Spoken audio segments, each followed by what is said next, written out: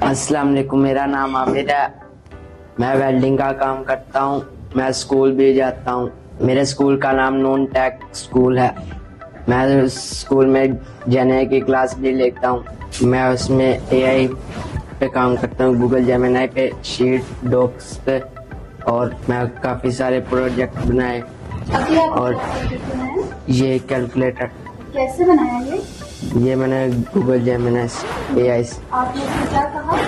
میں نے کہا سے پرومپٹ دو، اس نے پہلی بار میں صحیح نہیں دیا، دوسری بار اس نے کوڈ لگا کے پھر یہ تیار کیا۔ تو آپ اس کو سافٹ کر کے دکھاؤ۔